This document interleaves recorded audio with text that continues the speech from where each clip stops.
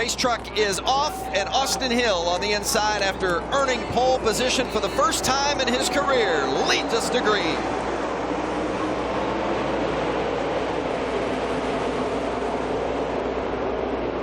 A lot of smoke out of the back end of one of those trucks. That's the 99 of Ben Rhodes right out of the gate. Low now behind him. Come on, low. Come on, low, low, low, low, low, low. Really low there. I'll tell you. I think that's engine smoke. They had an issue in practice with that truck blowing oil out, and that's what it looks like there, don't you think, Mike? Well, Jordan Anderson, that 3 truck, would know for sure. Wow, right in his cloud of smoke. They're coming to pit road to diagnose what's going on here with the 99. Ben Rhodes, as you said, Phil, 3 times a runner-up this season and runner-up in this race a year ago, but he is having problems and might be terminal as he heads to pit road here on the second lap of the race. Hermie? Well, Vince, as Phil mentioned, these guys missed the entire first practice with an engine issue. They changed the ECU unit, and they thought they had everything obviously taken care of. He ran the second 2 practices, but something has gone amiss right here at the start. A lot of smoke, as you can see. Hood up. We're waiting for a diagnosis. NASCAR official is calling for someone else to come on pit road, maybe someone with a fire extinguisher to stand by. So we'll get back as soon as we know exactly what the culprit is. Johnny Sauter. Caution is out. Turn 4. Truck is spun right around. That's Jordan Anderson just at the entrance of pit road. I think that right rear was down, Phil. He just ran over something and cut it and lost control there. Keeps it out of the wall, and he's going to lose a lap, but team gets that tire changed and get a free pass here. Jordan can get back in the fray.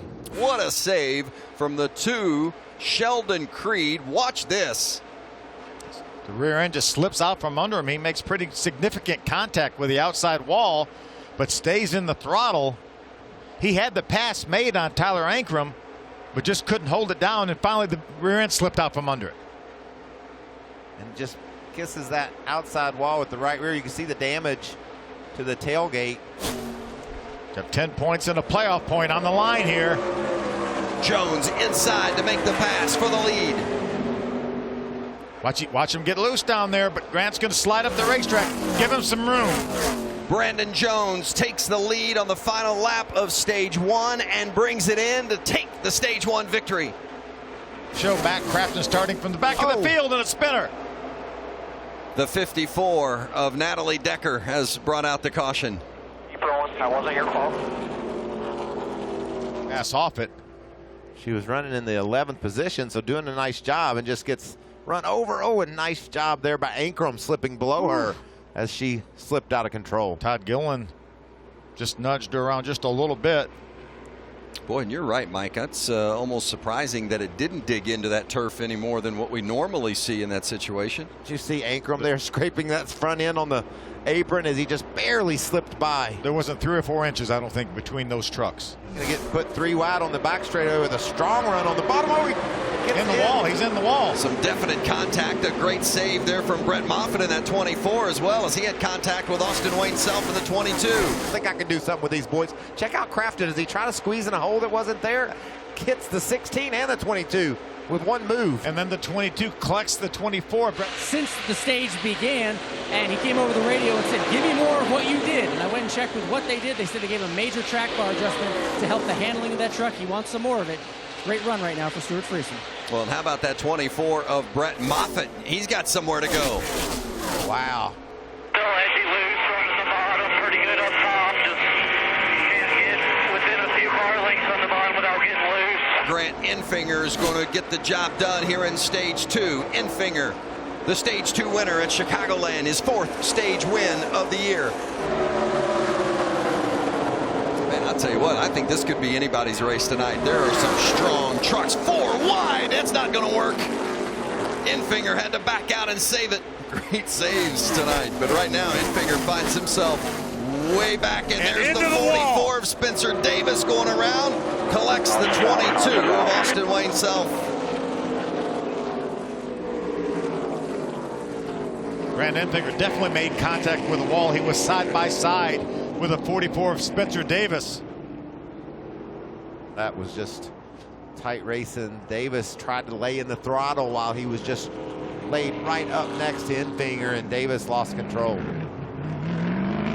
See, this 44 gets a little bit loose and makes contact with him. You see the contact with the outside wall for Grant Infinger. Well, that's a pretty significant contact for Infinger.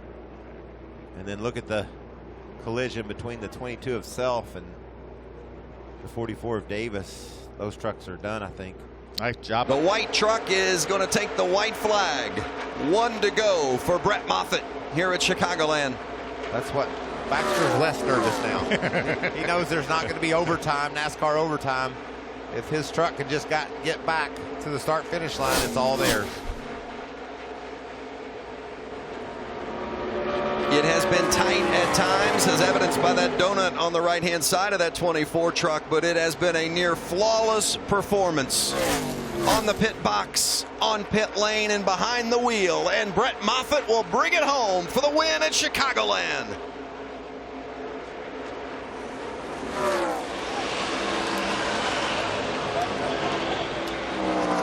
Nice work, man. While his driver does the celebration donuts, let's hear from the crew chief. Congratulations all around down here for Jerry Baxter. You had a dominant truck, great pit stops. You didn't really get to celebrate the first win. What is this like right now? Like the first win. So, yeah, it was good. We made a long runs yesterday at practice. We knew we had a really good truck on the long haul. Brett just does a heck of a job on these types of tracks. And finally, we put everything together, the pit stops, the whole deal. Got a little damage, but pretty sure GMS Fab can take care of that. So, when you get the defending champion driver, there's pressure on you to go out there and win. Were you feeling any of that? trust me. Yeah. But it'll be okay. That feels real good. So couldn't think of a better chance for me to have. So I'm pretty happy. They're going to go chase the championship now, guys. That's awesome. You could just see the emotion there. Jerry's worked so hard, and a lot of that pressure he's feeling he put on himself. He knew he had the championship driver, and they just hadn't performed up to their expectations. And to be able to deliver like he did tonight, it's just a lot of relief, and it'll build confidence too, because he made every call perfectly tonight. Climbing out of the truck. Victory lane for Brett Moffitt. This is all the stuff that was missing in Iowa for your first official win with GMS. Look at all this confetti. This is great. Look, you had at times, for a long stretch of this race, you had a truck where you never had to lift. How do you describe tonight's ride? Yeah, we had a really good Chevy Silverado here. Everyone at GMS gave us a really great truck.